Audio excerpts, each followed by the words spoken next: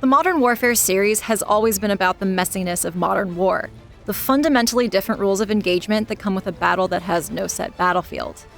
When the fight could be anywhere at any time, where do you draw the line between doing what's right and doing what has to be done?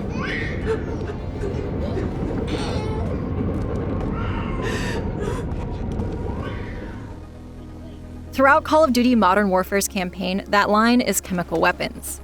It's a safe line to draw. People are largely in agreement that chemical weapons are beyond horrific. But there are other horrors of war, some of which Modern Warfare depicts starkly in strong but uncomfortable missions. Just when it could really make a point about any other aspect of modern war, it pulls back. Modern Warfare makes old observations and presents them with new flourishes. Those new flourishes do make for a good campaign and solid multiplayer, but it's when Modern Warfare asks you to think harder that it falls short.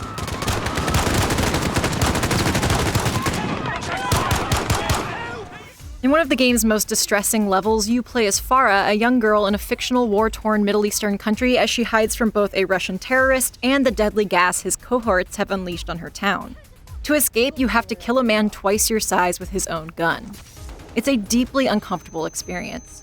But the flashback serves to illustrate why Farah, now the leader of a group of freedom fighters, refuses to use chemical weapons or associate with anyone who does. It is a hard line she won't cross, even though she's had to face a lot of ugliness in the course of defending her country. In many ways, Farah is Modern Warfare's moral compass. There are a few key players in Modern Warfare's proxy war, and everyone you play as, Sergeant Kyle Garrick from the UK, rogue American soldier Alex Echo 3-1, and sometimes Farah herself, abides by her one rule. Outside of that, though, the rules are much murkier. In getting pulled into a war between the Russian terrorists, a separatist group from Farah's country, and the freedom fighters themselves, US and UK military personnel disagree on how to best proceed with the situation. Matters of disobeying orders, sacrificing some lives to save others, taking civilian hostages, and even torture. And on these matters, the moral compass is Captain Price. A returning face from the original Modern Warfare and undeniably a problematic fave, Captain Price is the seasoned badass who takes the lead in most Garrick missions. Early levels with Price are among the best. They range from large-scale, high-octane firefights to a carefully planned raid on a terrorist hideout with less than a dozen enemies total. Price guides you through the different approaches you need for each mission, and his mentorship, both in the mechanical skills you need to be successful and the hard choices you have to make along the way, makes these missions memorable. While Alex's missions don't stick out quite as much in a gameplay sense, he gets a sniping level reminiscent of the original Modern Warfare's All Gillied Up, though with more enemies, and otherwise a few cool gadgets. His dynamic with Farah is strong, though. He follows Farah's lead on her turf and on her terms because he believes in the cause and they share mutual respect. It's disappointing, though, that Farah doesn't play more of a role.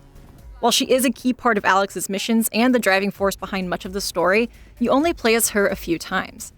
On top of the childhood flashback, there is an even more disturbing flashback later on in which you see the full extent of Farah's resolve. Experiencing her suffering this way borders on unnecessary, and it's already established in Alex's missions that she's a respected leader and a strong-willed person in general. While I liked Alex, I would have rather just played as Farah in those missions than get to know her character largely through her trauma. While Modern Warfare raises difficult questions, in the end it fails to interrogate them further. All you get is a vague, we all did what we had to do sentiment rather than anything more substantial or interesting. The ending isn't bad, but it is a safe one, leaving you to think on the harder questions for yourself. Why have we got our hands tied? Let's just take the bloody gloves off and fight. Sir.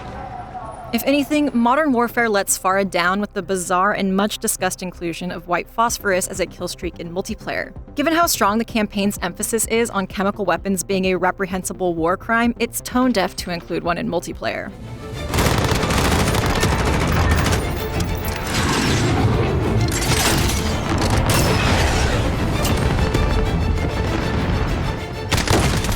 Outside of any thematic contradictions, Modern Warfare's multiplayer is up to par with a variety of game types for different kinds of players. Realism mode is undeniably the highlight. It's somewhere between the familiar core and hardcore modes, bridging the gap between them. Oddly enough, you can take more damage than in hardcore, and your health regenerates like it does in core. But realism removes the HUD entirely, going beyond hardcore to strip out the kill feed on top of everything else. In order to confirm a kill, you have to listen for the sound effect that plays upon death.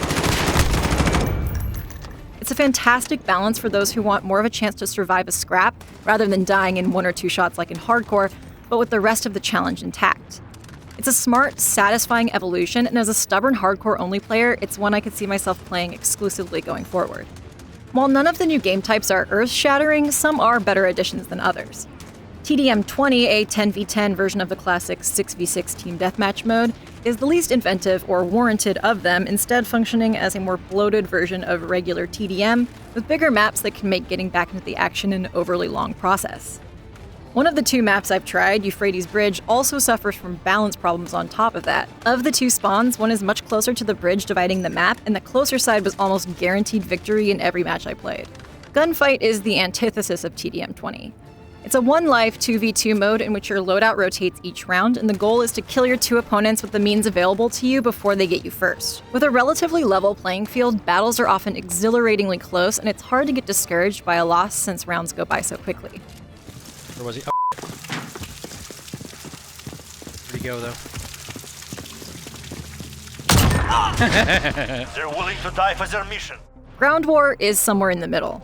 Maps are sprawling with 5 control points to capture and 1 safe zone for each team on either end. Unlike in TDM-20, you can pretty easily get back to the fight after dying by respawning at any capture point your team owns or onto vehicles or your teammates, provided they're not actively in a fight. Having objective points is also helpful for keeping such a large game type more structured than the free-for-all of TDM. That said, matches can drag on a bit too long, as there isn't anything to break up the constant tug-of-war for capture points.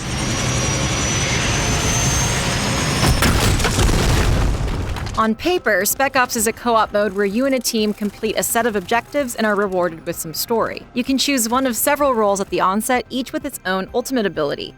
There's a medic, for instance, that can revive fallen teammates, and as a group you have to work together to overcome enemies while gaining intel, heading to specific objective points, and so on. In practice though, my team of 4 could barely complete a handful of the objectives on both of the missions we attempted during the review event, and it only got marginally better as I continued to play for the review. This is largely due to frustrating enemy spawning.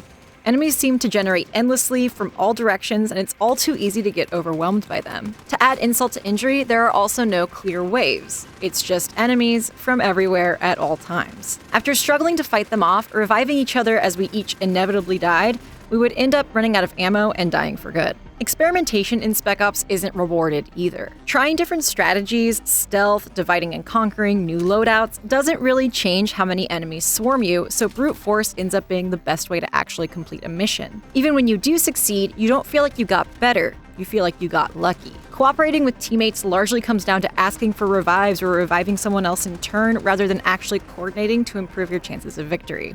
The PS4 exclusive survival mode fares better. It plays more like zombies, with kills converted into dollars that you can use to buy upgrades, and it has traditional waves rather than a barrage of enemies. There's a brief reprieve between each wave, during which you can upgrade your weapons, refill ammo, or otherwise just steel yourself for the next wave. Mini boss-like enemies appear during specific waves too, so if you die at wave 5 in one game, you can go into the next more prepared for wave 5, armed with knowledge and a more powerful gun. The pitfalls of Spec Ops don't detract from what Modern Warfare does well, though. Realism mode is an excellent addition to the slate, and although not all the new multiplayer modes are great, Gunfight and the Night Vision playlist are refreshing standouts. And while the campaign ends up playing it safe in the end, it's still a memorable one, and it lays a strong foundation for where the Modern Warfare series could go from here. And you keeping your word? I don't do this to keep my word.